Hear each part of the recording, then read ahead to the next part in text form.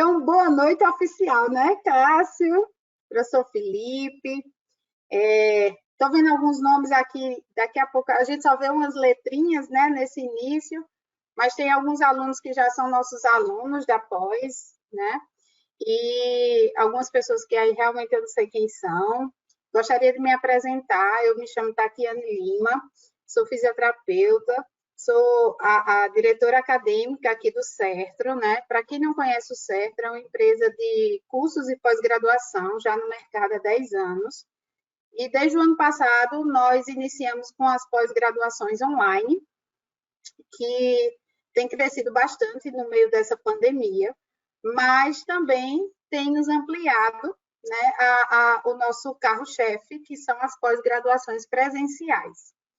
No ano passado, nós conseguimos realizar 8 a 9 congressos internacionais de forma online, né? Um desses foi dentro da área de terapia intensiva, nem lembro se o Cássio participou, né? Estava lá presente conosco. E o CERTRO, ele passou muito das paredes aqui do Nordeste, e hoje nós já estamos em 3 estados, né, com os nossos polos, e um desses estados, hoje, que nós conseguimos alcançar, né, aí está o professor Felipe para se apresentar, né, que é agora São Paulo, com a região de Bauru e ali as cidades circunvizinhas, tá?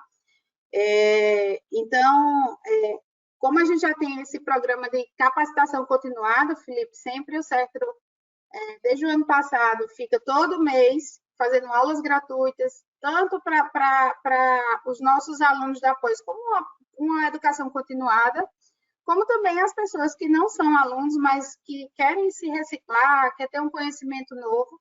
Então, sempre nós estamos com essas aulas disponíveis para todos, certo? Então, eu quero, antes de apresentar Cássio, eu queria um pouquinho que Felipe desse as boas-vindas aos alunos e se apresentasse um pouquinho o IARC, né, Cursos, que é a empresa que está fazendo agora a parceria já há alguns meses com o CERTRO, e nós estamos aí levando pós-graduação presencial, né, esse ano, se Deus quiser.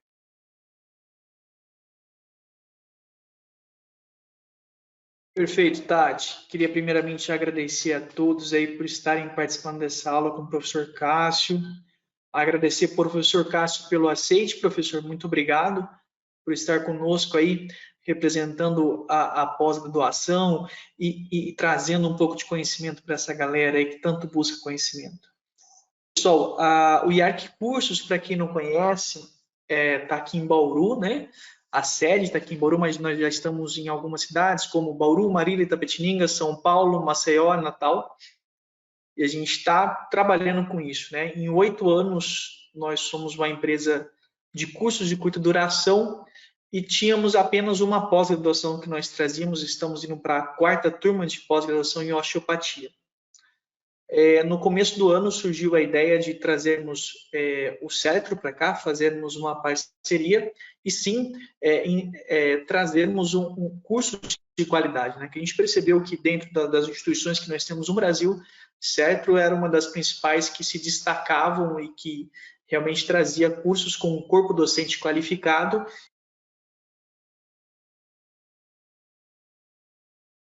conseguissem se desenvolver na carreira e se destacar num trabalho na fisioterapia, né? Queria agradecer a Tati e a Elvis pela parceria. Estamos iniciando essa parceria e tenho certeza que vai dar muito certo. E hoje é o primeiro passo para que a gente realmente comece a desenvolver a pós-graduação de fisioterapia intensiva aqui em Bauru. Né? Tenho muito orgulho de fazer parte desse time, dessa equipe, e espero que vocês tenham uma boa aula.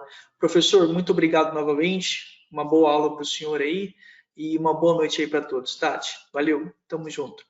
Tati, eu vou deixar nos comentários o meu Instagram e o Instagram do IARC Cursos, tudo bem? Porque se alguém se interessar em depois em fazer matrícula na pós, quiser mais informações, a gente pode estar conversando pelo Instagram, até mesmo pelo WhatsApp. Bom? Beleza? Abraço, pessoal. Tá, boa aula. Vou ficar escondidinho aqui, tá? Tá joia. Obrigada.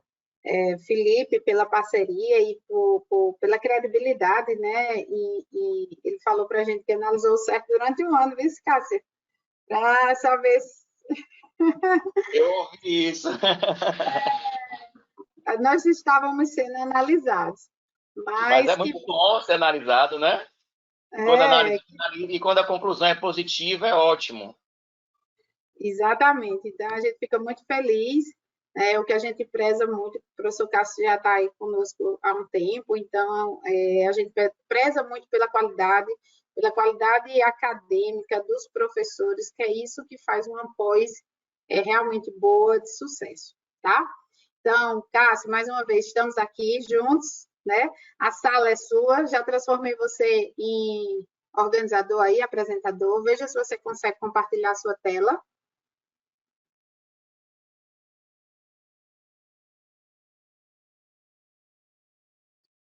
Compartilhada, acredito que sim. Tela compartilhada. Show de bola. Então, estou por aqui. A sala é sua. Daqui a pouco a gente se fala. Tá Abraço. certo, Até já já. Tá certo. Boa noite, meus queridos. Boa noite a todos. Obrigado a Serpro aí pelo convite, né? Obrigado à empresa que já está juntos aí há um bom tempo. Obrigado também, Felipe, pela presença e pela parceria. Nós vamos falar hoje um pouquinho sobre monitorização ventilatória. Eu sou Cássio Magalhães, pessoal, eu sou daqui da Bahia, terra do acarajé, né? Eu costumo brincar sempre que é a terra que tem uma rainha chamada Ivete Sangalo e tem uma comida chamada acarajé. Convido a todos para, se acabar a pandemia, conhecer a cidade.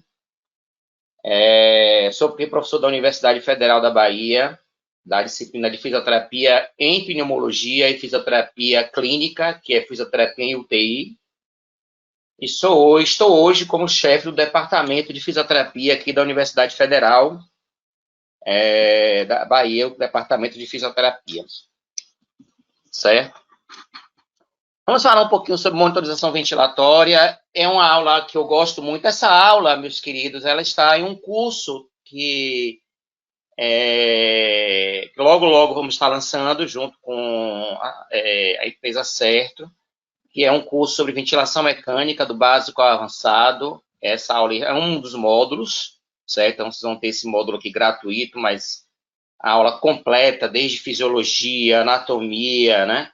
Toda a parte da ventilação mecânica básica, ventilação mecânica avançada, ventilação mecânica específica para as deficiências respiratórias específicas, desmame da ventilação mecânica, ventilação mecânica em Covid, vai estar todo pronto nesse curso que logo, logo vamos estar lançando, certo? Quem também quiser conhecer um pouquinho, porque falar de monitorização ventilatória, né, falar de fisioterapia respiratória, como assim, diagnóstico, como fisioterapia respiratória, qualquer área da fisioterapia, a gente trabalha, né, pensando no que é funcional e no que é não funcional, né, no que é função e no que é deficiência, né? E a deficiência, ela é um diagnóstico fisioterapêutico, um diagnóstico funcional, que traz para a gente alteração na função, na fisiologia, alteração na estrutura, que é alteração na anatomia. Então, é importante que possamos, quem quer trabalhar na área, quem quer conhecer a área, quem quer aprender, né, e ter mais arcabouço de conhecimento sobre a área, conhecer e estudar também muito fisiologia, anatomia. Nós também estamos lançando aí um curso, junto com a Certo, de anatomia, fisiologia, diagnóstico fisioterapêutico. Isso está muito bom. Tem diagnóstico terapêutico, que é uma coisa bem assim, não é tão fácil de achar. E fisiopatologia também. Nós juntamos tudo dentro de um bloco, né, de anatomia ao diagnóstico. Então, nós conversamos sobre anatomia, sobre fisiologia e passamos por fisiopatologia e depois vamos para diagnóstico terapêutico. Certo? Quem quiser, está logo, logo, fica acompanhando aí o site, logo, logo vai ser lançado. Certo? Antes de começarmos, eu queria aproveitar o momento, né, e, assim, divulgar, porque eu faço parte do corpo docente e acompanho a empresa CERTRO por muito tempo, né, desde congressos presenciais, congressos online, enfim, aulas outras. Então, esse é o curso de pós-graduação em fisioterapia intensiva adulto pediatra neonatal. Eu sou um dos professores, estou aqui, tem outros professores, todos eles extremamente capacitados, gente de grande gabarito no Brasil, maravilhoso isso. Esse que acabou de ser falado agora, que vai acontecer na cidade de Bauru, juntamente com o IARC Cursos. Ele é um curso presencial.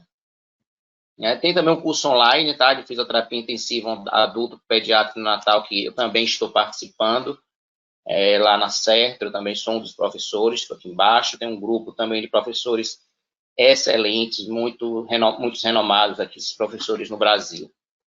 E queria falar para vocês, antes da gente começar, um merchan mesmo, né, do nosso congresso. Parece que vai acontecer o congresso, eu estou muito feliz, a gente parece que vai conseguir fazer o congresso agora em novembro. Acredito que vai dar tudo para a gente fazer o nosso congresso junto com a Sociedade Brasileira de Fisioterapia, o Congresso Internacional de Fisioterapia Cardiorrespiratória e Metabólica.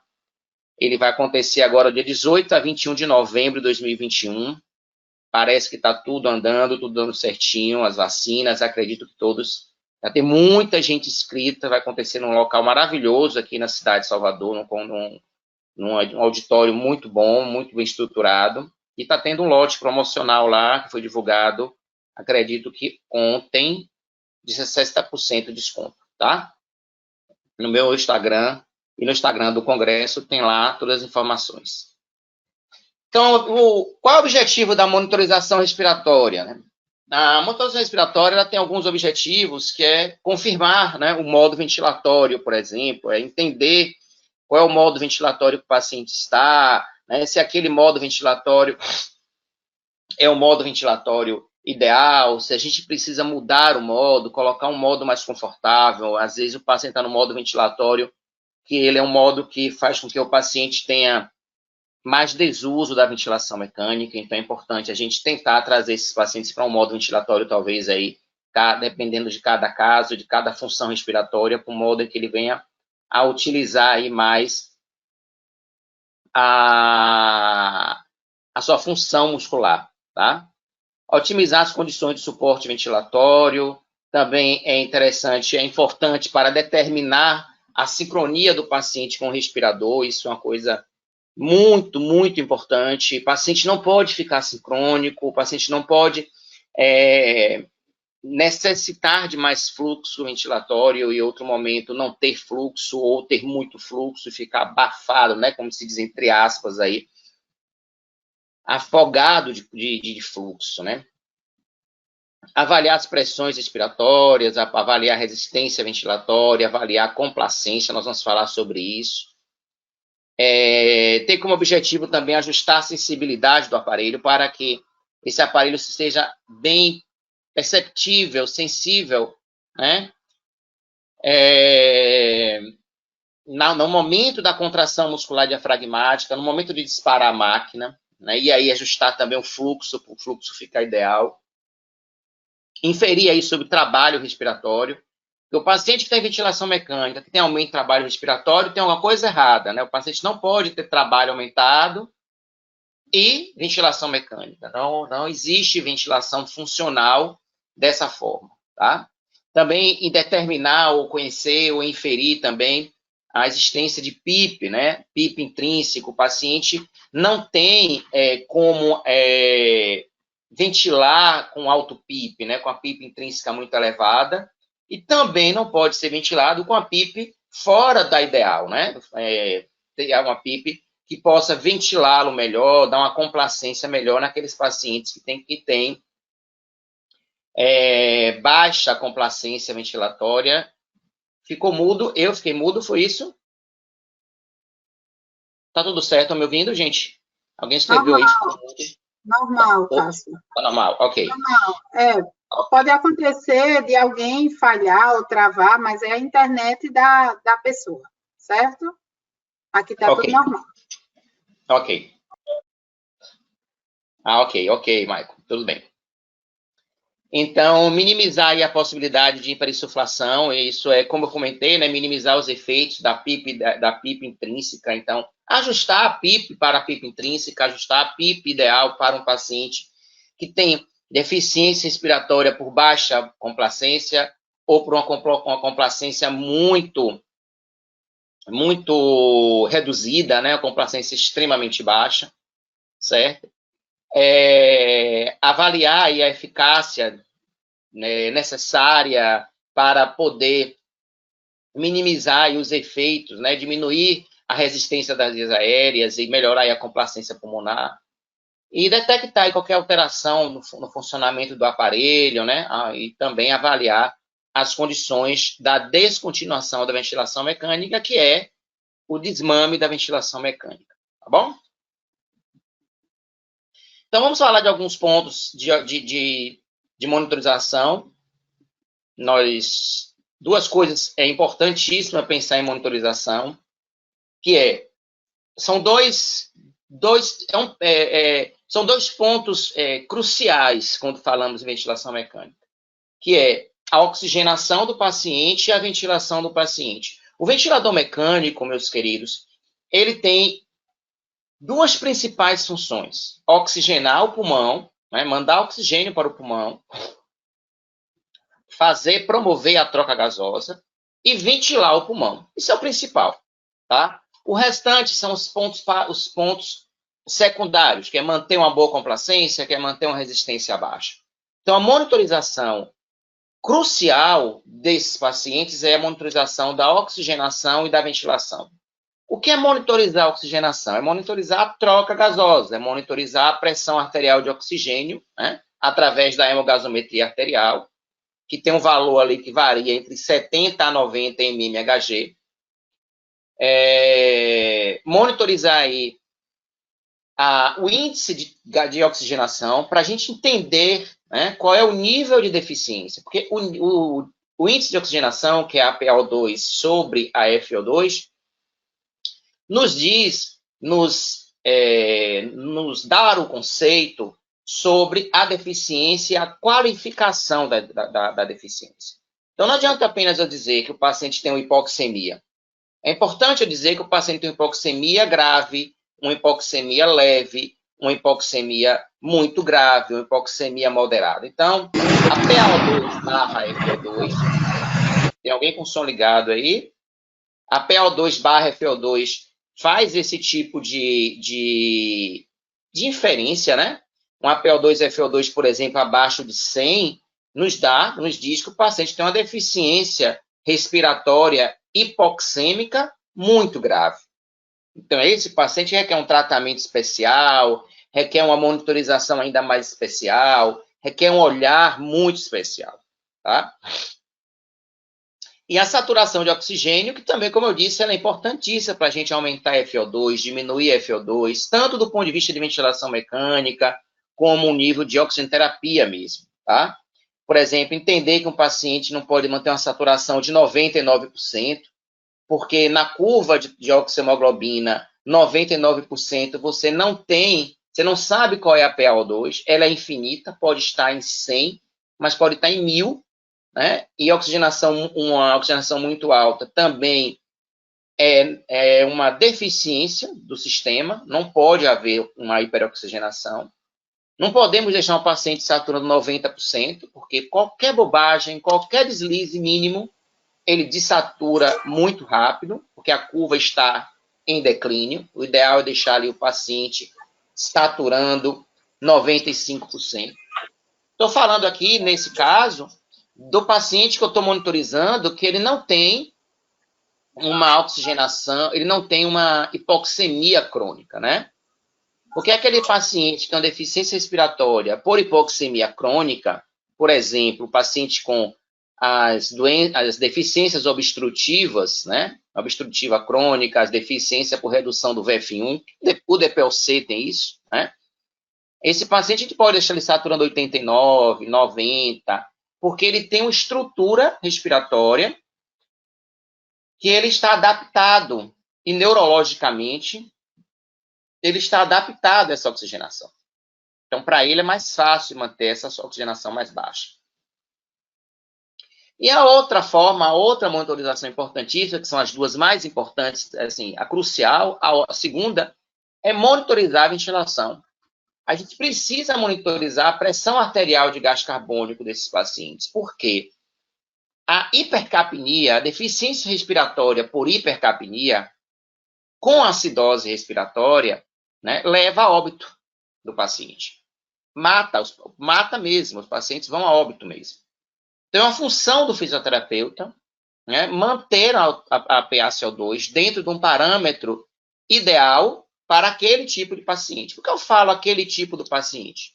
Porque a PaCO2 ideal ela é de 35 a 45 mmHg para os pacientes não obstrutivos crônicos. Para os pacientes não hipoxêmico ou hipercapnico crônico, tá? Então, os pacientes que já são hipercapnico crônico, a gente aceita uma PaCO2 mais elevada, desde que o pH esteja normalizado, né? Desde que o pH esteja normalizado. Acredito, não sei se Tati pode nos informar, mas eu acredito que ainda está no site, né, Tati, uma aula nossa de hemogasometria arterial. Não é isso, Tati?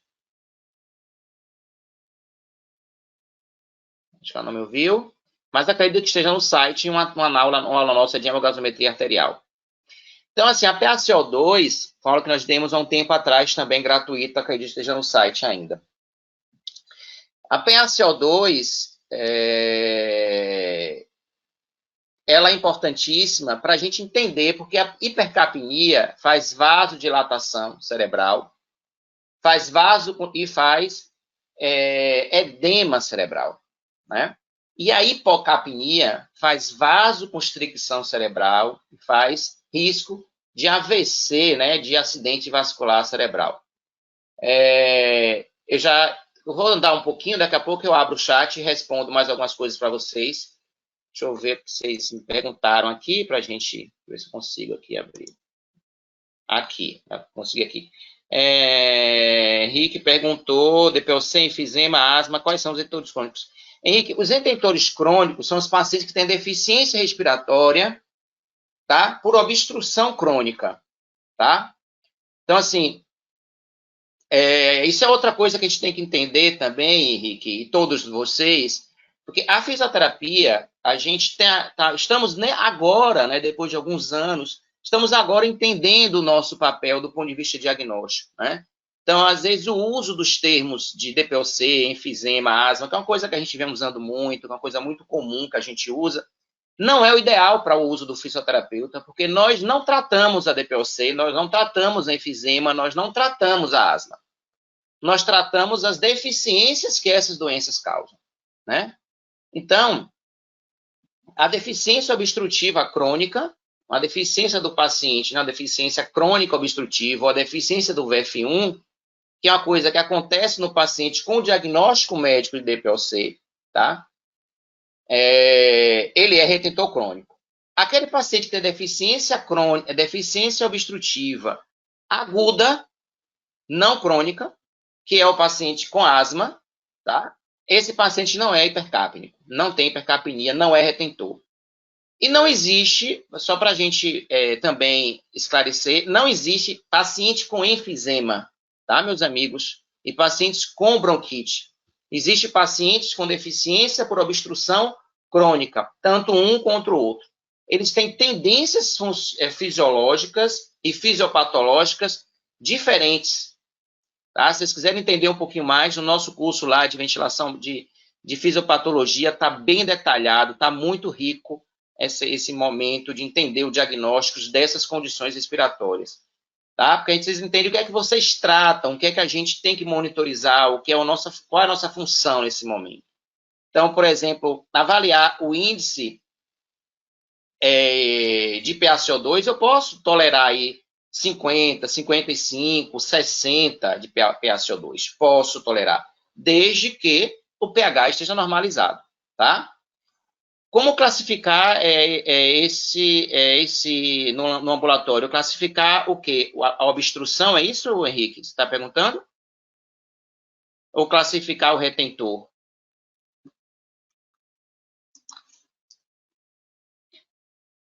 Daqui a pouco você escreve ambos. Olha, a classificação dos retentores crônicos, a classificação dos pacientes que têm deficiência obstrutiva com retenção. Para primeiro classificar a deficiência obstrutiva, a gente classifica através da espirometria, tá? É a primeira forma. A segunda forma é através de um indicador para a gente também analisar o índice de atividade de vida diária e o índice de cansaço desse paciente através do MMRC. Então, a gente classifica esse paciente, se ele é um tipo A, se é um tipo B, um tipo C ou um tipo D, tá? Então, a classificação desses pacientes é, primeiro, pela espirometria e depois uma união de espirometria, MRC de dispneia e o CAT, que é um outro avaliador de retenção e de obstrução crônica. Esses três elementos juntos classificam o paciente em uma tabela quadradinha em letra A, B, C e D, né? Onde a gente vai saber quem são cada paciente desses, certo? Bom, a hemogasometria arterial, né, ela é importante para a análise dessa monitorização, certo? Então, por exemplo, a gente entender aí que um paciente, mesmo um paciente que tem uma hipercapnia, né, que tem um CO2 elevado, né, isso cronicamente, por obstrução crônica, ele mantendo o pH dentro da sua normalidade é o ideal. Entender, por exemplo, que um paciente com deficiência obstrutiva crônica, por exemplo, a gente pode fazer ventilação não invasiva até um pH de 7,25. Um pH menor do que 7,2 nesses pacientes que já têm retentores, já tem indicação de ventilação mecânica invasiva. Nos pacientes não retentores, a gente faz uma ventilação não invasiva com um pH de até 7,3, até 7,25, mas um pH menor do que 7,25, a gente já tem indicação de ventilação mecânica invasiva, tá? Aqui tem a pressão arterial de gasto de oxigênio, que é de 70 a 90, a pressão arterial de gasto carbônico, que vai de 35 a 45 mmHg, também as análises de bicarbonato, é bom dar uma estudadinha aí, entender um pouquinho mais sobre exatamente os detalhes da hemogasometria, mas ela é um importante instrumento de monitorização. Ok? E aí tem os distúrbios, ó, que a gente encontra na hemogasometria, que são as acidoses respiratórias, as alcaloses, acidose metabólica, alcalose metabólica. E lembrar sempre que nós fisioterapeutas respiratórios, né, nós fisioterapeutas intensivistas, nós tratamos as acidoses, as alcaloses respiratórias, tá? Através, como é que trata, Cássio? Trata modificando o volume minuto, tá? Então, o paciente tem uma acidose respiratória e tem um volume minuto, que eu posso conhecer esse volume minuto no ventilador mecânico, ou conhecer esse volume minuto na ventilometria, e tratar para equilibrar esse volume minuto, trazer esse volume minuto para um volume minuto ideal, com ventilação mecânica não invasiva, ou no próprio ventilador mecânico invasivo, se já estiver entubado, e trazer para um volume minuto que lave mais o CO2, que reduza o CO2 se ele estiver alto, ou que acumule CO2 se ele estiver baixo. Então, a gente faz ali o chamado VE40, né? Que é realização de um volume minuto para um APA-CO2 de 40. Né? O APA-CO2 é de 35 a 45, eu coloco a APA-CO2 no meio e faço um volume minuto para um APA-CO2 de 40. Para quem é esse paciente que eu faço um VE40? Né? É o paciente não hipercapnico crônico. O paciente hipercapnico crônico, eu já faço VE50. Eu faço um volume minuto para trazer esse paciente com a PaCO2 de 50. Um paciente com traumatismo crânioencefálico, né, que tem uma deficiência neurológica por trauma, certo? Esse paciente, eu já trabalho com VE35. Eu já faço um volume minuto para ele trazer e fazer uma PaCO2 de 35. Então, por isso é importantíssimo a gente conhecer aí a PaCO2 do paciente. Ludmila perguntou, você costuma aumentar a frequência respiratória para lavar CO2? Uma pergunta maravilhosa, viu, Ludmila? É o seguinte, Ludmila, existem duas formas. Ou a gente aumenta a frequência respiratória para lavar o CO2, ou a gente aumenta o volume minuto, tá? Pode ser um quanto o outro, depende da equipe, tá? Depende do serviço hospitalar. Eu sempre tenho um costume de trabalhar o aumento da frequência respiratória, por quê? Porque ao mexer em volume minuto, eu estou mexendo no resultado da minha complacência, tá? Então, eu posso, por exemplo, alterar o volume minuto para lavar o CO2 e melhorar uma complacência, entender que a complacência melhorou, porque o volume minuto, o volume corrente, desculpe, ele é diretamente ligado à complacência, né? Complacência é uma variável de volume por uma variável de pressão. Então, se eu mexo no volume minuto, eu mexo na complacência. Se eu aumento o volume minuto, eu aumento a complacência. Então, quando eu for monitorizar a complacência, eu vou ver uma complacência alta, eu vou falar, poxa, o paciente melhorou a complacência. Não melhorou. Você aumentou o volume corrente. Por isso, é ideal manter o volume corrente do paciente o mesmo, sempre, e mexer a frequência respiratória até o limite, e depois mexer o volume corrente. Outro ponto que eu também não mexo no volume corrente. Porque hoje, né, nos últimos anos aí, a gente tem trabalhado a ventilação mecânica para menos, para baixo, para inferior. Ou seja, o que eu quero dizer? Nós estamos trabalhando sempre com volume corrente baixo. Cada vez mais o volume corrente dos pacientes estão reduzindo. Já foi 10 ml por quilograma há muitos anos atrás, há 1000 anos atrás, certo? Já foi 8 ml por quilograma. Hoje está assim, tá em 6, 5 e já tem trabalhos aí querendo trabalhar com 4 ml por quilograma, né? Então, por exemplo, os pacientes com a deficiência respiratória de complacência muito baixa, né, de complacência gravemente baixa ou muito gravemente baixa, que são os pacientes com SDRA, os pacientes com COVID, trabalham com 4 ml por quilograma. Então, não posso mexer nesse volume, tá? Não posso mexer nesse volume corrente para não aumentar esse ml por quilograma. Tenório perguntou o que é esse CO2, né? Que é de 23 a 27. Perfeito, Henrique. Perfeita pergunta. Seguinte, existe duas análises na hemogasometria arterial, tá, meu querido? Uma análise é a pressão que esse gás está dentro de um sistema, ou seja, se a gente pega uma Coca-Cola, ela tem gás. Qual é a pressão desse gás carbônico naquele elemento ali dentro da Coca-Cola? Isso é uma pergunta. E aí você tem a pressão do gás. A outra pergunta é, qual é a concentração de gás que foi colocado ali dentro? Certo? Então, a gasometria, ela pode nos dar tanto a concentração de gás, que é em milimol por litro, como pode dar a pressão de gás. O que é que nós utilizamos como monitorização? A pressão. Para a gente, o importante é a pressão de gás. Por quê? Porque para fazer troca gasosa, para ver a troca gasosa, vocês veem isso lá na aula de fisiologia, no curso que a gente faz de fisiologia, está lá explicando bem, muito, muito bom. Para fazer troca gasosa, a gente precisa de pressão e não de concentração. Tá certo? Por isso que a gente monitoriza a pressão de gás. Entendido?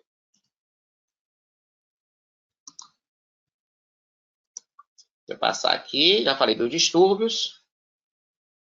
Então, a oximetria de pulso é outra monitorização. Tá certo. As pessoas não comentam muito mesmo, não, sobre isso. Tem aparelhos que não dá sobre isso.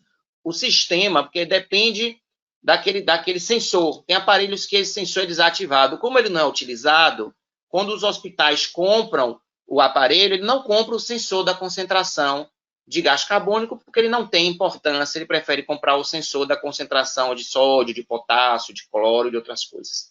Certo? Aí depende do aparelho. Aí tem que ter o sensor para pegar essa concentração. Certo? A oximetria de pulso é um instrumento muito importante, né? Ele avalia a oxigenação, né, do paciente, a saturação, o nível de oxigênio ligado à hemoglobina. Lembrar que há uma saturação maior do que 98, né? 99, 100%, a PaO2 é infinita. Então, não é ideal deixar os pacientes saturando tão alto.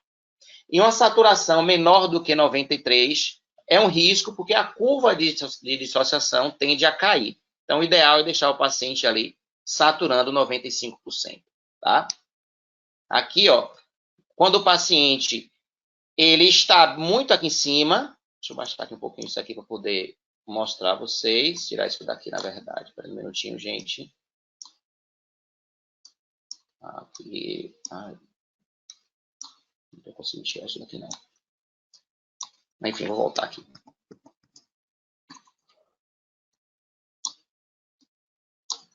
Não consigo. Um minutinho, gente. Deixa eu ver se eu consigo tirar isso daqui.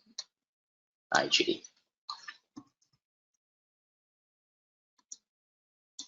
Pronto. Rapidinho já volta. Aqui. Vejam aqui, ó, a saturação de 90, eu vou botar 100%, que é essa linha, última linha aqui, ó, que sobe, ela vem, tá? E ela, quando vem a curva aqui, ó, da hemoglobina, que é essa aqui, ela é muito alta, ó. Quase não toca na curva aqui embaixo, ó. Você não tem pontos de toque. Ela passa por cima aqui. Quando ela passa por cima, então eu não sei qual é a PaO2 que está aqui. Porque o máximo de PaO2 que a curva traz é de 100. Mas o que tiver acima de 100, porque essa curva ela vai para o infinito, eu não consigo visualizar aqui na oxigenação. Então, saturação maior que 99%, a PaO2 é infinita.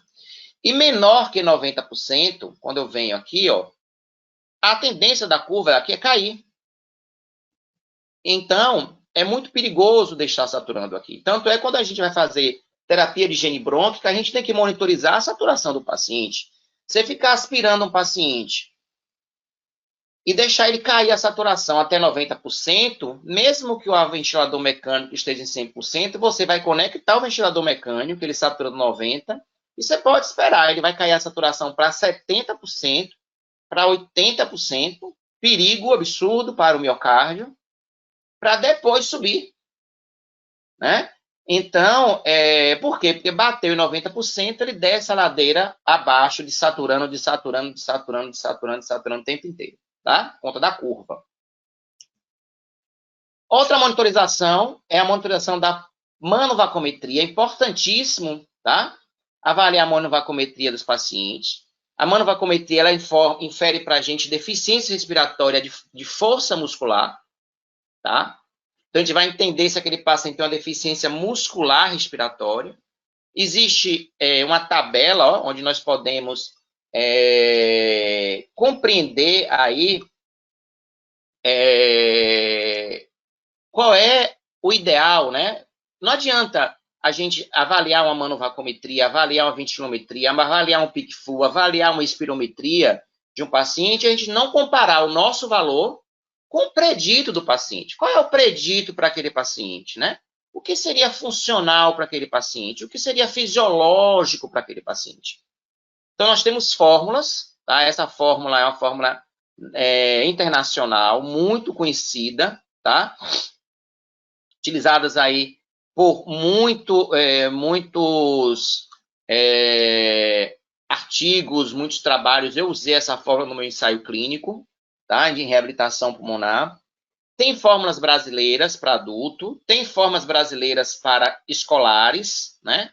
Quem está na escola, né? Até adolescência, ali de 4 anos até adolescência, que já tem a capacidade de fazer o teste, tá? Fernanda perguntou, mas em paciente de Covid muda, né? Pois aqui a saturação parece ser maior. Não, tanto faz, viu? Um paciente com Covid ou um outro, a gente não pode ali deixar o paciente fazer terapia de higiene brônquica e deixar o paciente a 90%. Satura o paciente no máximo, faz a terapia de higiene brônquica, quando a saturação bateu 94%, já é para parar a terapia de higiene brônquica e conectar o paciente ao ventilador mecânico, tá bom?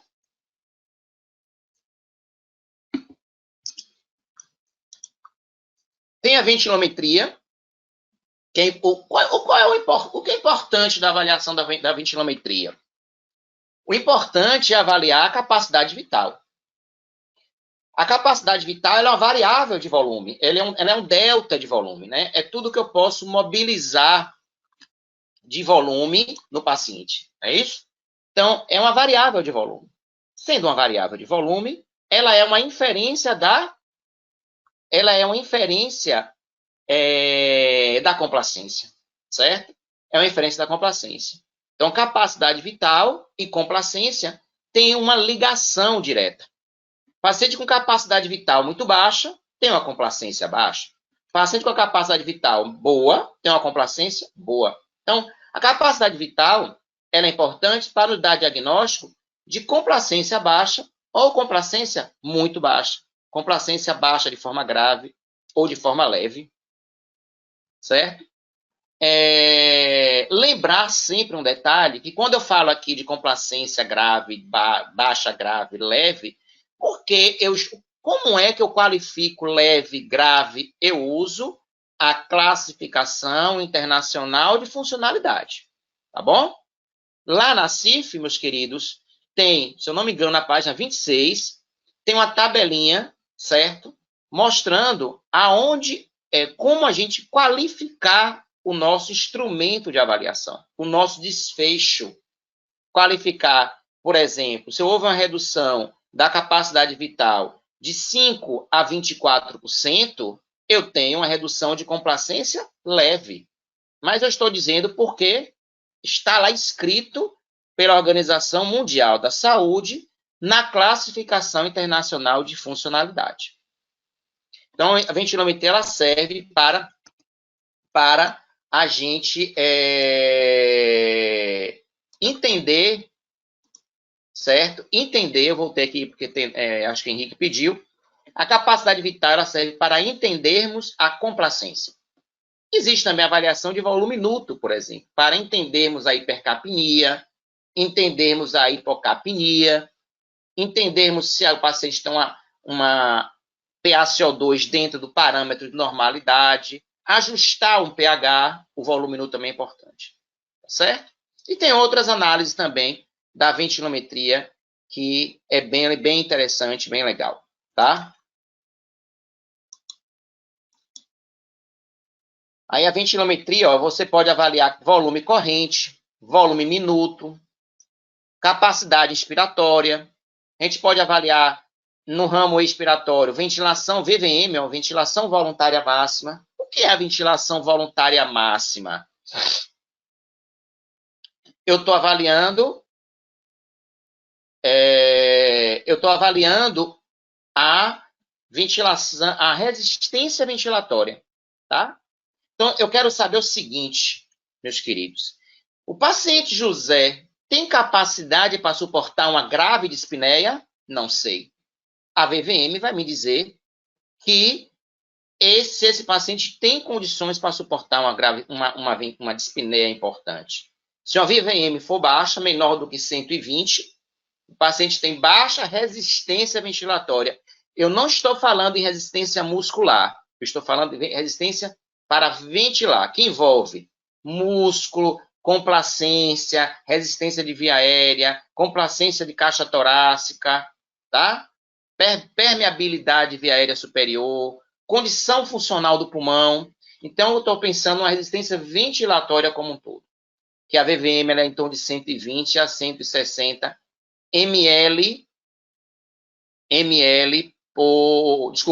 litros por minuto, tá bom? E a capacidade vital, o normal, né, o aceitável dela, é de 65 a 75 ml por quilograma, tá certo? Henrique coloca o ventilômetro no paciente para fazer VVM e pede para ele respirar em 15 segundos com a maior velocidade do mundo, com a maior frequência do mundo, ele... muito rápido, e você vê quantos litros deu em 15 segundos. Aí você multiplica por 4 o resultado, porque você quer 1 minuto. Ninguém vai ficar 1 minuto fazendo esse movimento, né? Essa frequência alta, essa ventilação alta, porque vai fazer CO2 baixo, a pessoa pode ficar tonta. já falo sobre ventilador mecânico.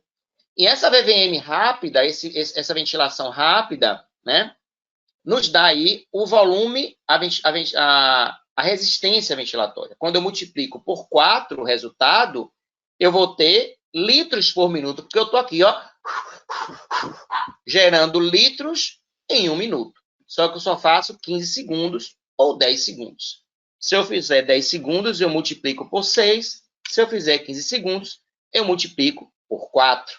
E aí eu vou ter a VVM. Conecta o ventilômetro a uma máscara e coloca o ventilômetro conectado à máscara e a máscara no paciente, pede o paciente para ventilar. Tá certo?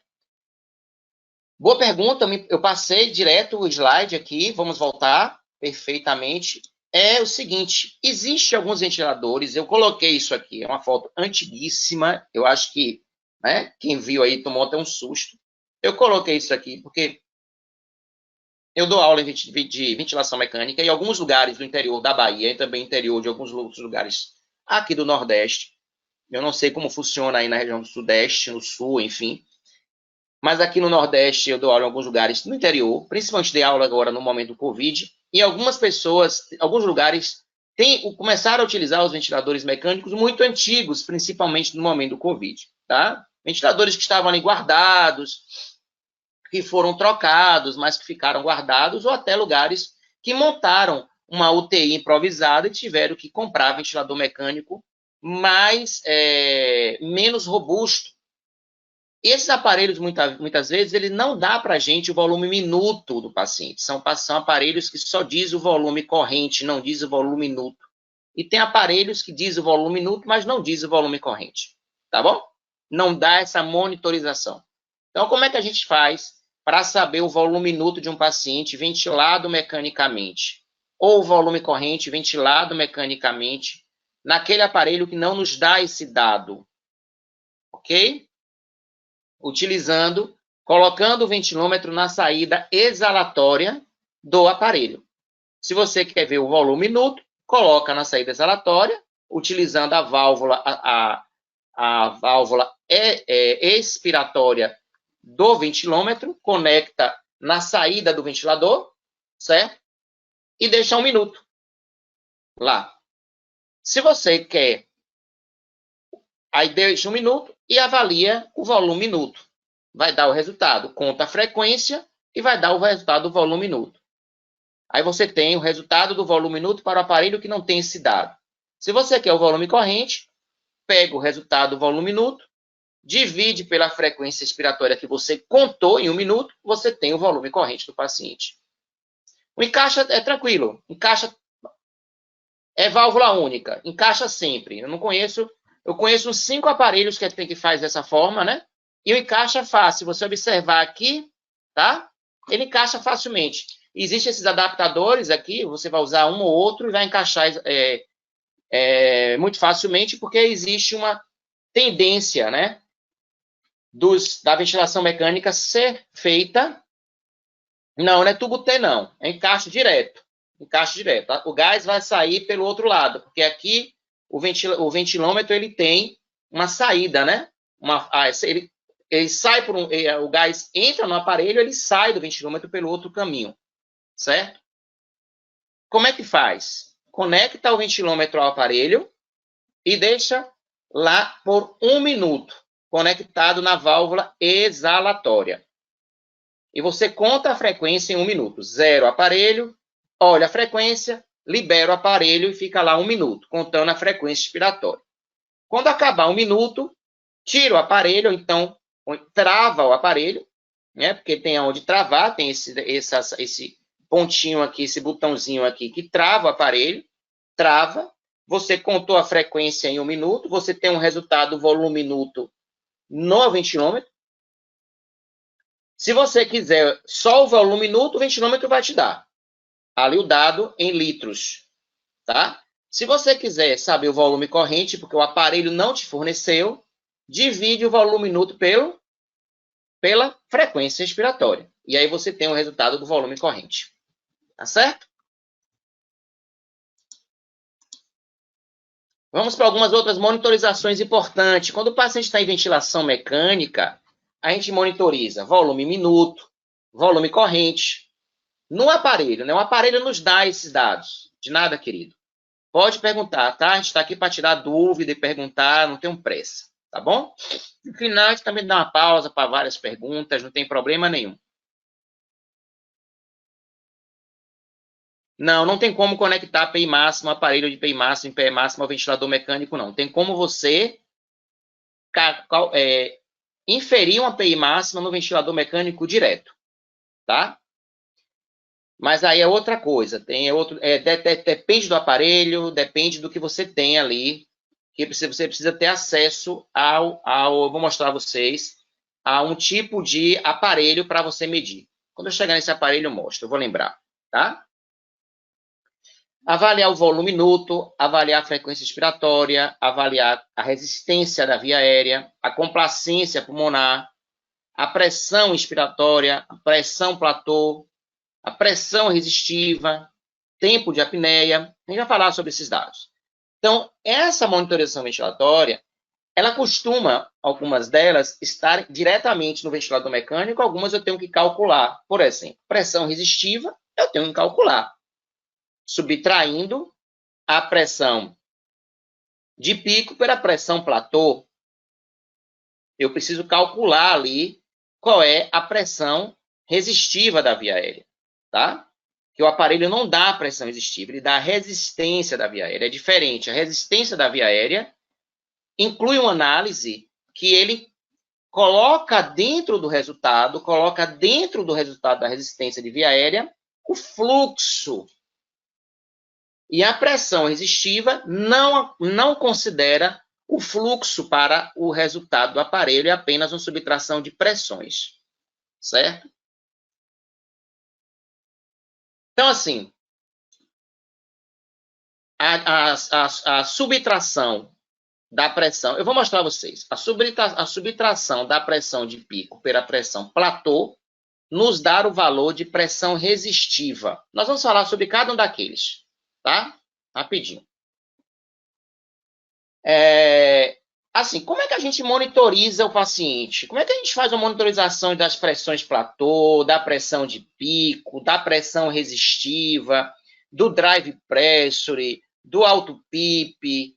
Como é que a gente analisa isso? Primeira coisa importante, a monitorização de pressões dos pacientes é feito no modo a volume. Tá? Então, a gente tem que levar o paciente para o modo a volume, colocar o paciente num volume pré-determinado de 5 ml por quilograma, colocar o paciente em um fluxo pré-determinado de 10% do volume corrente, ou em torno de 50 a 60 litros por minuto, definir um período de pausa, porque eu tenho que ter uma pausa inspiratória para eu ter a platô. Ó, vou passar aqui rapidinho para mostrar a vocês. Ó. Eu vou ter o pico e a platô. Eu tenho que ter uma pausa para a platô, essa pausa aqui, essa paradinha. Ó, eu tenho que ter uma pausa de fluxo. Eu tenho que definir a pausa, que geralmente é 0,15, 0,2, 0,1. O importante é a gente ver no ventilador mecânico, entrar em contato com a empresa para saber qual é a melhor pausa que aquele aparelho consegue identificar a platô, certo? Então tem que ter uma pausa inspiratória. Outra coisa importante, não se avalia pressões resistiva, pressão platô, pressão de pico, complacência, né, alto PIP em paciente que está participando da ventilação mecânica. Não tem inferência, porque quando o paciente participa, ele interfere no platô, ele interfere no pico. Assim, o ideal é que você tenha o paciente sedado. Ou seja, caso vá se fazer algum tipo de monitorização, é importante solicitar que o paciente seja sedado, mais um pouco, incremente a sedação um pouquinho ali, com um bolo de sedação um pouquinho, para que você possa avaliar esses dados de pressão platô e etc. Tá? Então, você anota ali o valor da pressão platô, o valor da pressão de pico, do alto PIP, o que você quer monitorizar. E um detalhe importante, importantíssimo, meus queridos. Monitorização é monitorização. Avaliação é avaliação. Eu não posso, Cássio, avaliar o paciente José hoje de um jeito e avaliar o paciente José amanhã de outra forma. Então, assim, por exemplo, eu não posso hoje pegar o paciente José e auscultar ele, iniciar uma ausculta, né, pela parte posterior do tórax, e amanhã auscultar, iniciar a ausculta pela parte anterior e apical do tórax. Eu preciso utilizar o mesmo método para que eu possa comparar as minhas análises de monitorização. Então, a minha primeira monitorização ela deve ser igual à última. Então, se eu usei um fluxo de 50 na primeira, eu vou usar os fluxos de 50 na última. Se eu vou usar um volume de 5 ml por quilograma na primeira, eu vou usar um volume de 5 ml por quilograma. Se a pausa foi 0,15, vai 0,15. Se a frequência foi 12, vai 12. Se o PIP era 5, continua como 5. Eu posso até manter o PIP que estava se o paciente não puder reduzir PIP. Tá? Posso até manter, porque quando o PIP sobe, o pico sobe junto. Quando o PIP sobe, o platô sobe junto. Aqui, vou mostrar a vocês. Ó. Eu preciso analisar ó, a pressão de pico e a pressão platô. Se a PIP, que é a pressão expiratória positiva, ela subir, a platô sobe junto e o pico sobe junto. Então, o PIP, talvez eu possa manter a mesma PIP de antes. Mas se a redução for pouca, tipo de 8 para 5, até de 10 para 5, né, não for desrecrutar, não causar hipoxemia, eu posso trazer esse paciente para a PIP anterior para monitorizar exatamente como sempre monitorizei. Tá? Então, ao colocar o paciente no modo a volume, eu vou monitorizar a pressão de pico e a pressão platô. Qual é o máximo de pressão de pico que a gente aceita em qualquer paciente? O máximo. Existem duas definições. Existe aceitar uma pressão de pico de no máximo 40 centímetros de água, uma definição mais ampla. Eu deixo o paciente com maior pressão. E uma pressão mais ajustada, a mínima, que é você aceitar, no máximo, a pressão de pico de 35 centímetros de água. Tá? Pacientes com a pressão de pico maior do que esta, está tendo muita pressão para o gás entrar na via aérea. Porque a pressão de pico é uma pressão dinâmica, é no momento que o gás está entrando na via aérea. O fluxo está aberto, o fluxo está entrando, é dinâmico, eu estou tendo velocidade de fluxo, eu estou tendo dinamismo de gás. A pressão platô é quando eu dei a pausa. Então, eu não tenho mais dinamismo, eu não tenho mais fluxo entrando, o fluxo está zero. Naquele momento, o aparelho parou e aí mediu a pressão platô. Aí eu tenho uma pressão estática, tá? Que é o que me fere a pressão lá do alvéolo pulmonar. Porque eu parei, o gás se estabilizou, o pulmão se estabilizou e agora a pressão é a pressão do pulmão e não a pressão da via aérea superior. E aí a pressão platô me traz a referência de complacência estática. Pressão platô máxima é de 30 centímetros de água. Tá? Eu vou falar sobre drive pressure e auto PIP, tá bom? Então, aqui eu tenho a pressão pico, platô. Certo? E aí eu tenho aqui, deixa eu tirar aqui rapidinho. A pressão, a resistência, é uma subtração da pressão de pico pela pressão platô. Vou passar aqui um pouquinho mais rapidinho para a gente poder passar para o próximo. Deixa eu ver aqui. A complacência estática é quando eu divido o volume corrente que eu coloquei, que é o volume em 5 ml por quilograma, dividido pela pressão de pico menos a pressão de PIP. Eu tenho desculpe, voltando, errei. A complacência dinâmica, que é a primeira, que é essa aqui, é o volume corrente dividido pela pressão de pico, que é o momento que o gás está entrando dinamicamente, menos a PIP. Isso é pressão, isso é uma complacência dinâmica.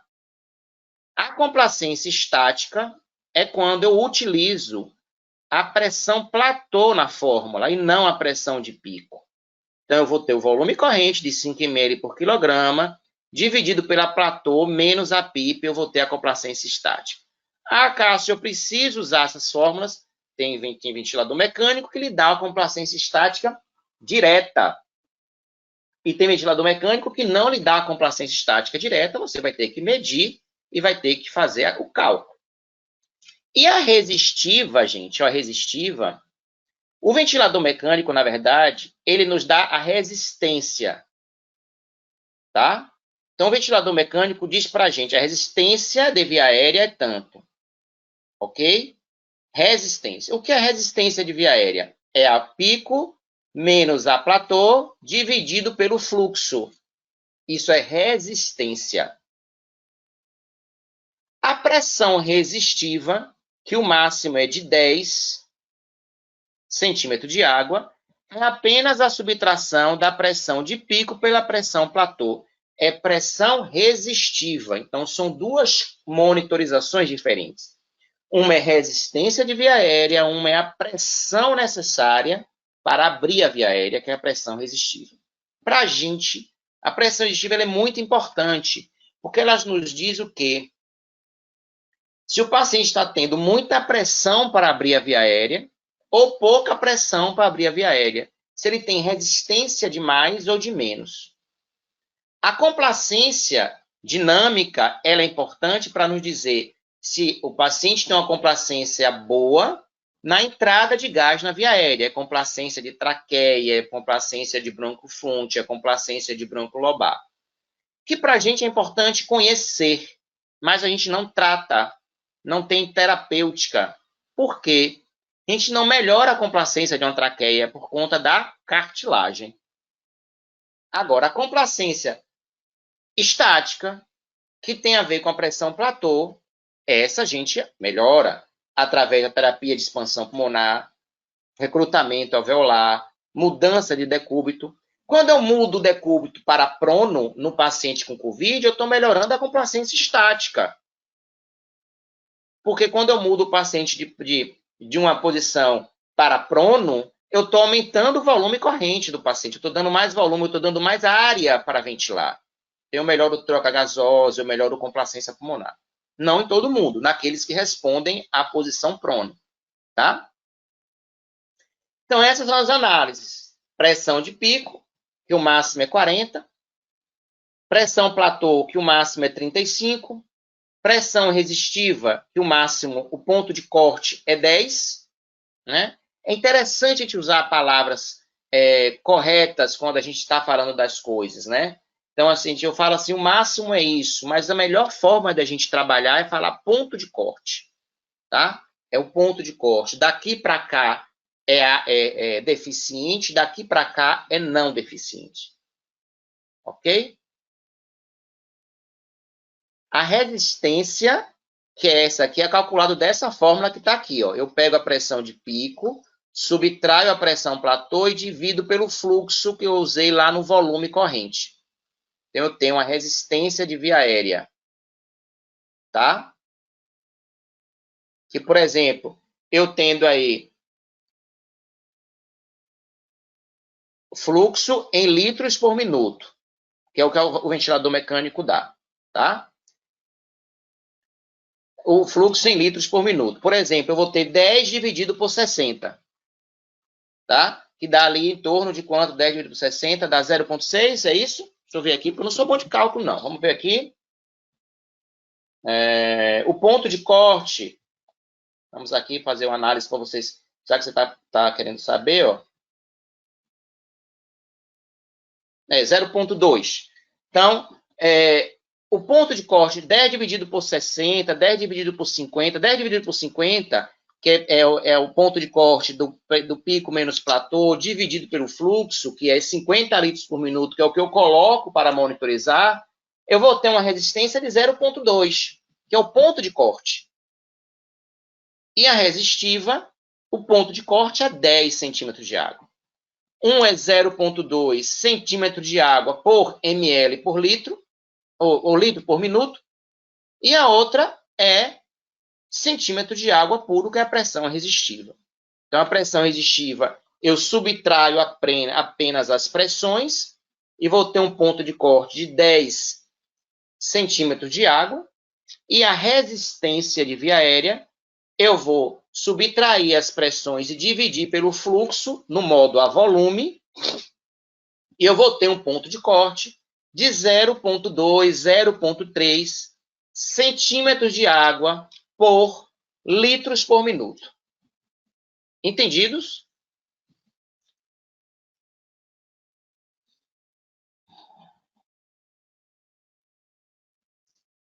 Aqui, como eu falei a vocês, ó, a complacência, eu tenho uma variável de volume por uma variável de pressão.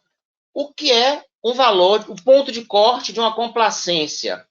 Ó, o indivíduo em ventilação espontânea, sem nenhuma deficiência respiratória, ele tem uma complacência de 100, de acima de 80. Tá? Mas o paciente em ventilação mecânica, por existir deficiência, por existir um ventilador mecânico que faz a ventilação não funcional, né? Ela é antifuncional, ela é o inverso do funcional, é pressão positiva, eu considero uma complacência aí mais baixa, menor do que 50 de complacência. Certo? Ponto de corte de 50 de complacência pulmonar. E a complacência estática, ponto de corte de 40 de complacência estática. Menor do que 40 ml por centímetro de água, porque eu dividi volume em ml por centímetro de água em pressão. A complacência estática está baixa, o paciente tem baixa complacência, precisa trabalhar com terapia de expansão pulmonar. Ok? Aqui mais uma vez, ó. A pressão resistiva é a subtração da pico pela platô. E a pressão chamada drive pressure. O que é o drive pressure? Qual é o conceito de drive pressure? Tá? Drive pressure nos diz o seguinte: qual é a condição, né, que o paciente encontra, certo? De variável de pressão na via aérea quando eu dou pausa, quando eu analiso o alvéolo, eu quero analisar o alvéolo, e avaliar se esse paciente ele tem ou não uma condição de lesão pulmonar. Por quê? Se eu tenho um paciente com um drive pressure muito alto, eu estou lesionando o pulmão. Eu estou o ventilador mecânico que está causando lesão pulmonar. Quando eu tenho um drive pressure dentro de valores funcionais, que é ponto de corte 15 centímetros de água, eu não tenho lesão pulmonar. Então, como é que acontece? Eu vou avaliar a pressão platô e subtrair a pressão platô pela PIP. Olha aqui esse quadradinho aqui, ó. É o volume corrente, tá? Isso é complacência, ó, volume corrente dividido pela platô menos a PIP, isso é complacência estática. A complacência dinâmica é a pressão de pico. A pressão de distensibilidade, que é a pressão drive pressure, é aqui, ó, pressão platô menos a PIP. Aqui me diz, eu estou lesionando o pulmão quando a pressão de distensão ou drive pressure é maior do que 15, ou eu não estou lesionando o pulmão. Se eu tiver um paciente, por exemplo, no modo da pressão controlada, minha PIP está em 5, minha pico está em 30, a pico e a platô no modo da pressão é igual. Eu estou tendo uma variável de 25. Então, aquela ventilação mecânica, que eu saio de 5 de PIP e vou a 30, está lesionando o pulmão, está inflamando o pulmão. No modo da pressão, o ideal é que eu também tenha um delta de pressão entre PIP e pico porque pico e platô é a mesma coisa no modo da pressão, de mais ou menos 15 centímetros de água, no máximo 20 centímetros de água. Então, eu posso ventilar o paciente com 20, 25, 20, não, 5, 25, 5, 20. Acima do que isso, eu estou causando lesão pulmonar. Ok? E lesão pulmonar leva à perda de complacência pulmonar. Aqui, ó, a resistência, ó, veja a resistência de via aérea, ó, ela está em fluxo. Eu faço a subtração do pico pelo platô e tem um fluxo. Eu falei a vocês que é em litros por minuto. Em litros por minuto dá em torno de 0,2, tá? Mas em litro também tem que lembrar que o ventilador mecânico possa ser que ele tenha o fluxo dele seja em litros por segundo. Aí o ponto de corte é em 3 até 7. Então eu tenho complacência estática e estática, ponto de corte, 40 ml por centímetro de água. Pressão resistiva, ponto de corte, 10 centímetros de água. Drive pressure, ponto de corte, 15 centímetros de água.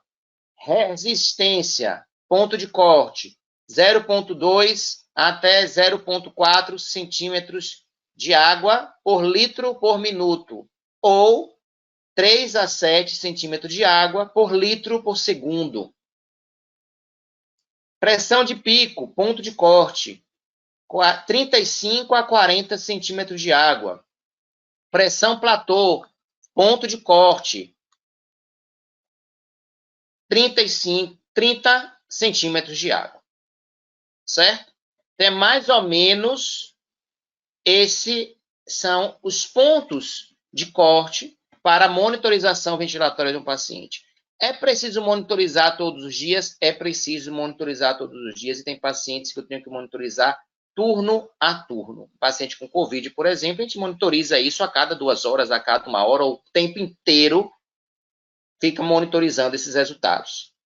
Tá?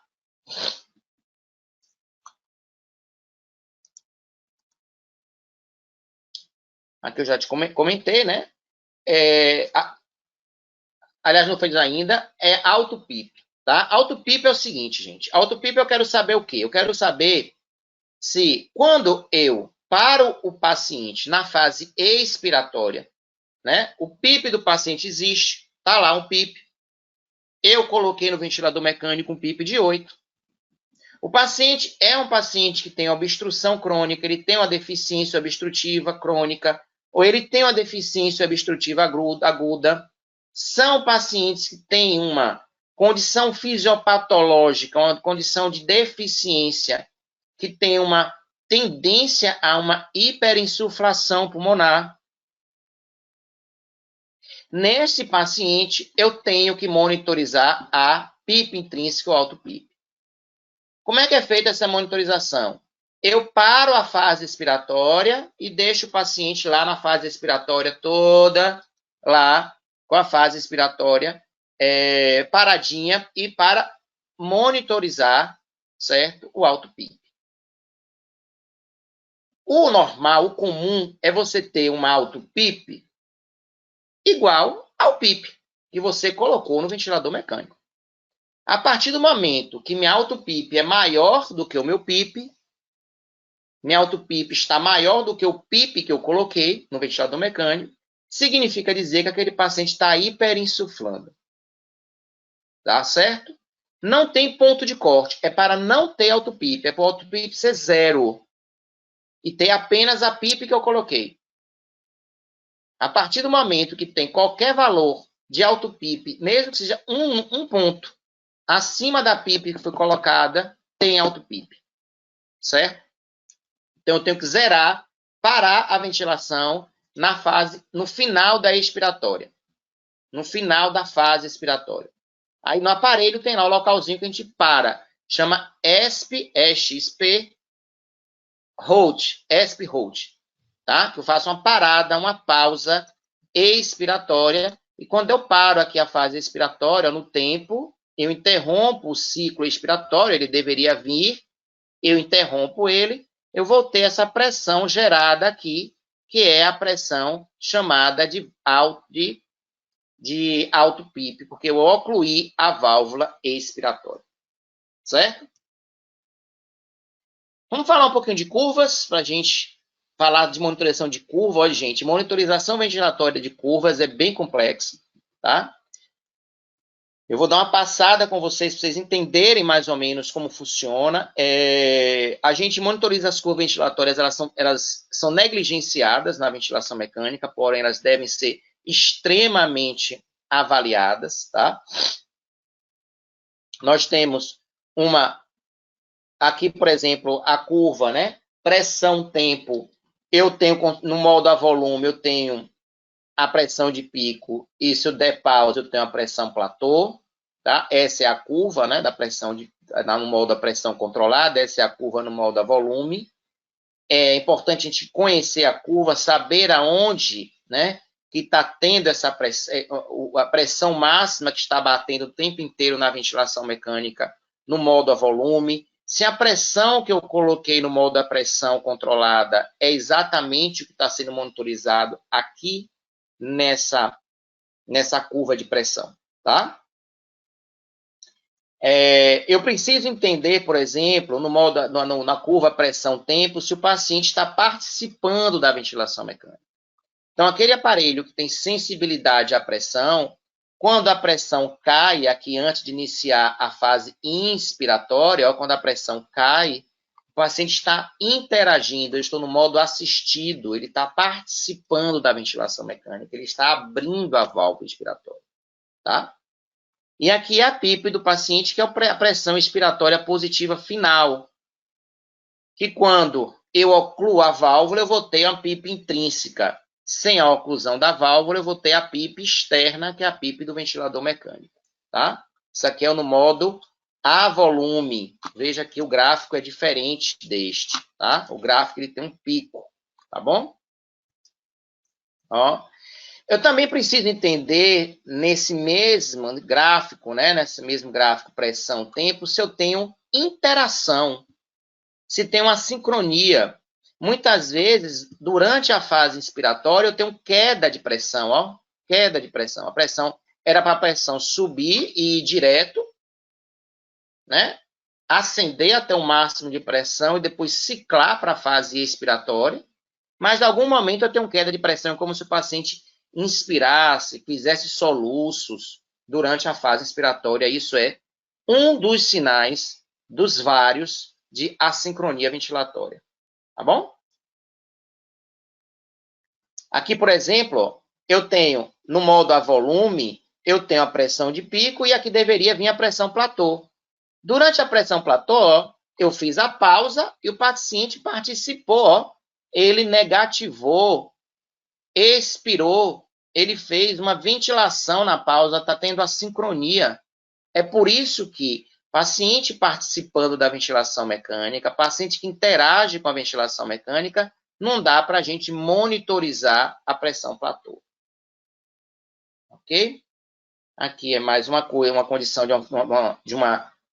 de um fluxo ou de um gráfico, né, nessa ideal, onde a gente pensa que está dando um volume ideal, gerando uma pressão ideal.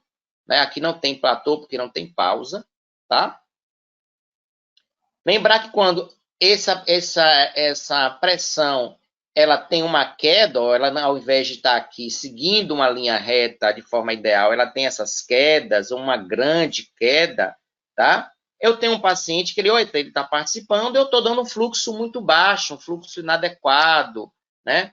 O paciente está com fluxo baixo na ventilação mecânica, e isso está fazendo com que não gere a pressão necessária no volume que eu estou gerando. Às vezes, você pega o paciente, coloca um volume corrente de 300 ml e coloca um fluxo de 20.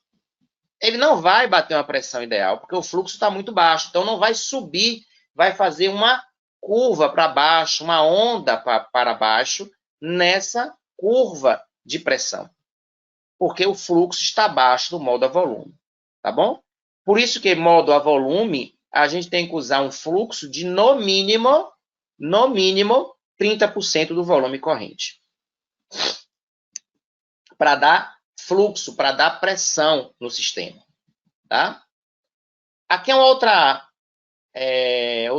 onda, né, que é a onda de fluxo, certo? No gráfico aí de fluxo-tempo, eu tenho dois tipos, certo? De ondas, certo? Eu tenho uma onda quadrada, que é uma onda que é a onda utilizada no modo a volume. Então, eu colocando o paciente no modo a volume, eu tenho que analisar se a onda de fluxo está quadrada. E tem uma onda desacelerada, ela sobe e desacelera, que é a que a gente usa, que é a onda de fluxo do modo a pressão controlada. Então, utilizando o modo a volume, eu tenho que olhar se a onda de fluxo está quadrada. Porque se ela não estiver quadrada, tiver uma onda de fluxo diferente, eu estou tendo interação, ou estou tendo assincronia, eu estou tendo participação, o modo não está bom, eu tenho que tentar um modo de pressão de suporte, certo? E se eu acionei pausa, ó, ele vai aparecer aqui a pausa inspiratória, porque vai zerar. O fluxo vai parar para ler a pressão platô. Tá? Eu posso ter pausa tanto no modo a volume, como no modo a pressão. Pode existir essa pausa aqui também, ó. Ele vem, faz a pausa e vai para a fase expiratória. Outra coisa importantíssima que a gente monitoriza nesse tipo, né, de onda é saber se na fase expiratória o paciente expirou tudo. Se a onda expiratória foi até o final. Porque muitas vezes a onda expiratória, antes de finalizar, o indivíduo inicia uma inspiração. É sinal de alto PIP, é sinal de hiperinsuflação pulmonar. Tá? Aqui, ó, vejam a condição, aqui uma onda de fluxo, né? Uma onda de fluxo, num gráfico aqui de fluxo-tempo, tá? O ideal é que o paciente faça a sua INSE, desça desacelerando até o final. Ele pode ter pausa ou não. Quando ele faz isso aqui, antes de chegar ao final, ele para e já entra na fase expiratória, ó, aqui o paciente ativou a expiração. O paciente contraiu o abdômen, interrompeu o ventilador mecânico, travou a fase expiratória. Isso é trabalho respiratório aumentado. Porque não foi até o final, não finalizou, não zerou o fluxo para entrar na fase expiratória. Ok? Aqui é outra condição, ó. Eu disse a vocês que no momento expiratório, ó, a curva ela tem que zerar. O paciente tem que chegar aqui, ó, para iniciar uma fase INS. Tem que ir até o final, todo o fluxo que entrou, ele tem que sair até o final. Quando isso não acontece antes de zerar, antes de chegar na curva tempo, que é sinal que zerou, ele inicia uma nova, né? Um novo ciclo inspiratório, significa que aí tem alto PIP, tem hiperinsuflação pulmonar, né? Tem airtrape, ok? Que é o gás preso. Esse paciente tem que monitorizar alto PIP.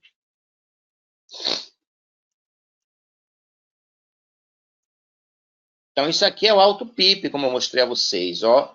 Eu posso ter um PIP, que é o PIP que eu coloquei. Se na minha mensuração eu tiver uma pressão de PIP maior do que o PIP externo, que é o PIP que eu coloquei no ventilador mecânico, significa dizer que esse paciente tem alto PIP. Porque a PIP externa está menor do que a PIP interna. E aí tem que ser tratado. Tem que tratar isso aí, isso tem tratamento, tá? Terapêutico, tem prescrição terapêutica, tá? Essa é uma onda de fluxo, desculpa, uma onda de análise muito boa, porque ela é multivariada, tá? Eu estou analisando aí pressão, volume, que é a onda PV, certo? Onde eu tenho a fase inspiratória e a expiratória. Do ponto de vista de ventilação espontânea, ela é totalmente em pé. À medida que o paciente vai entrando na ventilação mecânica, essa onda tende a cair para o lado positivo. Por quê? Quando a paciente inspira, a pressão negativa. Lembra, amores, na fisiologia? Inspira, a pressão negativa. E aí eu tenho, durante a fase inspiratória, pressão negativa. Durante a fase expiratória, pressão positiva. Isso é o fisiológico, funcional, ventilação espontânea.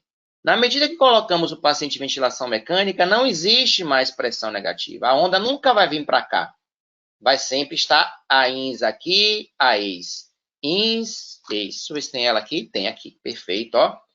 Ins, ex. Ins, ex. Ela não estará mais do lado negativo, estará do lado positivo.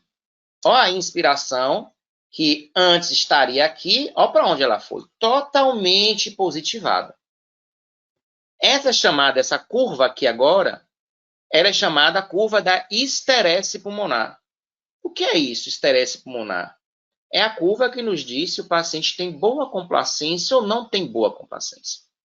Toda vez que essa curva tende a cair para o lado da pressão, cair para cá, significa dizer que minha complacência está baixa. Toda vez que minha curva tender a subir mais, tender mais para cima, minha complacência está boa. Quanto mais alta, tem pacientes que ventilam aqui em cima. Ó.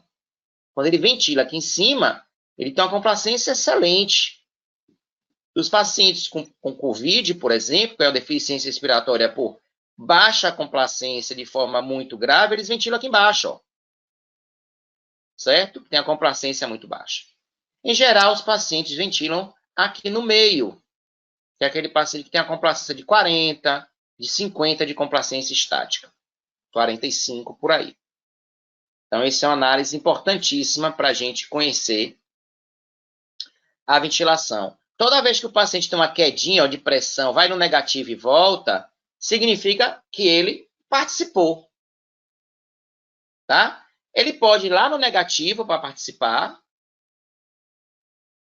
mas ele pode apenas ficar no positivo, porque se aqui eu estou trabalhando com 0, mas se eu trabalhar com a PIP mais alta, por exemplo, se eu coloco a PIP em 5, ele não vai negativar tanto, só se ele inspirar demais, contrair muito. Mas ele desceu 2 pontinhos da PIP, se eu coloquei em 5, eu coloquei a sensibilidade em 2, ele baixou 2 pontinhos da PIP, não ficou negativo, ficou positivo, de 5 para 3, a válvula inspiratória abre. E aí gera como se fosse dessa forma. Sai daqui e daqui mesmo segue, mas eu tenho uma ligeira queda de pressão. Também eu consigo visualizar neste gráfico. Certo? É um gráfico de pressão-volume. Olha as alças que eu falei. Ó. Eu tenho, cada vez que a minha alça está mais baixa, eu tenho redução de complacência. Tem ventilador mecânico que eu consigo trazer as alças das últimas 24 horas. E aí eu vejo a tendência das alças, da alça, tá? Da alça PV. Ok? Aqui é mostrando a vocês que existe algumas condições, alguns aparelhos que eles sincronizam melhor o paciente. Por exemplo, o aparelho Evita, né? Ou, desculpa, Evita não é o aparelho da Drager. Ele tem uma válvula que, mesmo o paciente tente ventilar aqui em cima, ó, o paciente consegue ter uma ventilação aí em cima, né? Ele ventila lá em cima, ele consegue ter fluxo, não ficar sincrônico. Existem alguns aparelhos que permitem esse tipo de condição, tá? Você tem fluxo durante alguns momentos da ventilação mecânica. Ok? Outra coisa importante é comunicar a vocês que nessa onda de pressão, quando você tem queda de pressão, né, quando as condições pressóricas estão falhando, ou seja, a pressão no modo a volume, né, está caindo, é porque a complacência está aumentando. Então, se eu estou dando ao paciente um volume de 400, ele gera uma pressão de 25, e daqui a pouco ele está gerando uma pressão de 20 com o mesmo volume, ele está com a melhora da complacência. Sempre em litros por minuto, tá? A maioria dos ventiladores, quase todos eles, o fluxo é em litros por minuto. Alguns aparelhos, na hora de dar informação do cálculo da resistência, usa como cálculo o litros por segundo. O software transforma litros por minuto em litros por segundo para dar o valor da resistência, que o ponto de corte é de 7. Tá? Mas o fluxo que a gente seta na máquina, ele é em litros por minuto. Então, a queda da pressão no modo a volume significa melhora de complacência. Agora, quando você tem uma queda de pressão muito abrupta, né? Quase que não gera pressão nenhuma, né? O paciente abre a válvula, não vai nada para lugar nenhum, a pressão não gera nenhuma pressão, como está aqui, ó. A pressão, o paciente inspira e aí não gera pressão nenhuma, significa que o paciente está ali com a demanda aumentada, né? A pressão está irregular, o paciente está ali tendo trabalho aumentado, porque ele está participando com a ventilação, ele não está deixando o ventilador gerar volume e gerar pressão, principalmente. Tá? Então, existem várias formas de entendimento desses gráficos. Aqui ainda no modo da pressão, toda vez que eu tenho, por exemplo, uma queda de fluxo, tá? No modo da pressão, no modo da volume, toda vez que eu tenho uma queda de fluxo importante, ou eu tenho também uma queda de pressão importante, a gente deve pensar em mudar esse paciente para o modo da pressão controlada, porque não está dando um ajuste ideal do modo volume com pressão, essa análise ela não está sendo bem avaliada. Ok? E a mesma coisa eu comentei com vocês, toda vez que a gente tem uma demanda ventilatória, né? Uma demanda ventilatória aumentada, uma necessidade de maior demanda, ou seja, de eu precisar de maior gás, de eu precisar de maior, volume, né? Eu tenho essa demanda aumentada, eu tenho, geralmente a minha demanda aumenta, ou porque o meu volume caiu e eu tenho que ter mais demanda, minha demanda ventilatória é o fator demanda, e aí eu tenho que ter mais pressão, gerar mais pressão, ou minha complacência está baixa, às vezes minha complacência está baixa, minha pressão, a pressão total está baixa, e aí minha demanda aumenta. Tá? Então, eu tenho essa análise, essa variável de entender quando tem um decréscimo de demanda, por exemplo, quando minha demanda diminui, por exemplo, minha demanda diminuiu, eu não estou necessitando inspirar mais, eu não estou necessitando gerar mais uma contração maior, meu volume, ele está um volume ideal, né? Mas ele caiu o volume, eu preciso restaurar volume, então toda vez que minha demanda cai, que meu volume cai, consequentemente, minha complacência caiu também. Toda vez que minha demanda aumenta, eu pensando que o volume aumentou, o volume melhorou no modo a pressão, é porque minha complacência melhorou. Mas eu estou numa análise diferente. Uma coisa é eu olhar a demanda do paciente, outra coisa é olhar a demanda no ventilador mecânico, que é o volume corrente que o paciente está gerando. Se no volume corrente, no ventilador mecânico, o volume corrente do paciente na mesma pressão caiu, a complacência caiu. Se no modo da pressão, no ventilador mecânico, o volume corrente do paciente aumentou, a complacência aumentou. Certo? É o que está aí depois, essa informação. Lembrar sempre que tem pacientes que ele participa da ventilação mecânica. Então, na hora que o aparelho abre aqui a ventilação mecânica, você tem queda de fluxo. O paciente participa aqui, tá? Então, tem paciente que ele faz isso, e aí inspira de novo. Parece que no final da INS ele torna a gerar outra INS. É o que chama, por exemplo, o paciente que chama respiração em gasping, ele está gaspinhando, né? Ele faz 2 inspirações em uma. Mostra aqui, na onda de fluxo. Ele gera um fluxo, depois ele derruba o fluxo a zero e torna a gerar outro fluxo, como se ele fizesse 2 inspirações em uma só. Tá? A nossa ideia com essa aula de monitorização, certo? Foi mostrar a vocês que existem diversas formas de monitorizar o paciente em ventilação mecânica, que a monitorização da ventilação mecânica é um atributo do fisioterapeuta. Nós temos que pensar em ventilação mecânica, temos que pensar no nosso paciente de ventilação mecânica, em qualquer paciente com raciocínio clínico, certo? Raciocínio clínico.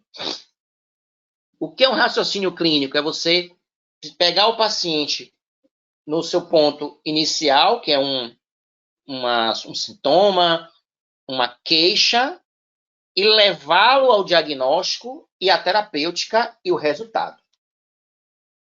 Então, se eu tenho um paciente que eu olho e ele está ali com atividade abdominal, eu tenho que ter as minhas hipóteses, né, de alteração de função. Eu tenho que entender qual é a forma de monitorização que eu vou utilizar para compreender aquela atividade abdominal. Eu vou avaliar o que? Auto-PIP, pressão resistiva, uma ausculta respiratória, né? Que não é monitorização, entra mais na parte avaliativa. E aí, ter um diagnóstico terapêutico e depois ter uma prescrição terapêutica e avaliar se a minha prescrição deu resultado ou não deu resultado. Tá bom? Quem quiser entender mais de ventilação mecânica, logo vai estar sendo lançado o curso de ventilação mecânica na empresa Certo? E quem quiser entender mais sobre raciocínio clínico, entender mais sobre fisiologia, anatomia, né, as deficiências respiratórias lá causadas pelas atelectasias, pneumotórax, derrame pleural, DPOC e asma, tem o nosso outro curso de anatomia e fisiologia e também que vocês podem entender melhor. E, claro, participando aí da nossa pós-graduação, isso tudo vai ser posto aí nas pós-graduações, porque os módulos vão envolver tudo isso que eu falei aqui de forma mais detalhada, né? Iniciando ali do ponto mais básico ao ponto mais avançado, para que vocês possam compreender, né? E entender melhor as questões respiratórias do paciente. Meu Insta é Dr. Cássio Magalhães, eu vou escrever aqui, tá? Por favor, apareçam lá, deixa eu ver se eu consigo escrever aqui, meu Deus, deixa eu ver.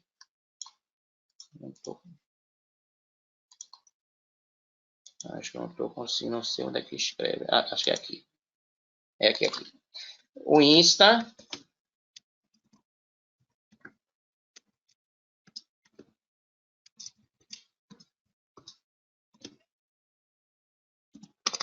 Eu espero que vocês tenham gostado. É Dr. Cássio Magalhães.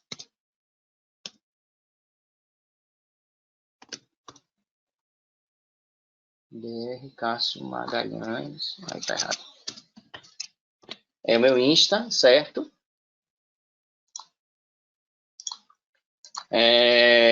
Aqui mais uma vez mostrando o corpo docente. Lembrando de vocês que no Insta Congresso Cardiorrespiratório está o nosso congresso que nós vamos fazer aqui na Bahia em novembro, tá bom? Então, uma frasezinha para a gente finalizar a nossa aula de hoje, tá? O sucesso nasce do querer, da determinação e persistência em se chegar a um objetivo, mesmo não atingindo o alvo. Quem busca e vence obstáculos, no mínimo fará coisas admiráveis. José de Alencar. Obrigado a todos, obrigado pela companhia nesse horário, já somos 10 horas quase, né, 21h53. Obrigado à professora Tatiane aí pelo convite e à empresa Certo pelo convite. Obrigado a todos e fiquem à vontade se quiserem fazer alguma pergunta, alguma coisa. Espero que vocês tenham gostado. Maravilhoso, maravilhoso, Cássio. Olha os comentários. Obrigado, viu, pessoal, pelos comentários. Obrigado. Eu que agradeço, tá, gente? É um prazer sempre estar aqui com vocês. Adoro. Só tô querendo fazer presencial, que eu não tô aguentando mais. Ô, Cássio, você não deixou nem o menino no gostinho, você aprofundou mesmo. Não deixei no gostinho, mas tem mais coisa. Você tem tanta coisa aí, você não tem noção, não. Sabe o que está faltando? O ventilador mecânico, para mostrar tudo no ventilador mecânico. É verdade. No simulador, que só vai ver isso quem fizer o curso, viu? Ou quem ir para pós. Na pós a gente coloca. Isso, muito bom. Então, quero agradecer mais uma vez, Cássio, a sua sempre parceria, né, conosco, e deixa aí o convite, né, para quem não conhece a pós, que a gente já está na segunda turma online, para iniciar agosto, e o pessoal de Bauru, que fica, né, nessas imediações, em setembro, se Deus quiser, a gente vai começar a pós presencial, né? Nós temos também uma pós para iniciar aqui em Ilhéus, né, com o Velber, e é isso. A gente vai levando aí para pertinho de todo mundo, né, a pós e os melhores professores que a gente tem aí. Então, muito obrigada. Eu acho que todo mundo já tem aqui muitos comentários, então eu acho que foi muito válida, né, a aula de hoje, e obrigado, como sempre, pela parceria de sempre. Obrigado a todos. Um grande abraço, boa noite. Fique com Deus. Boa noite.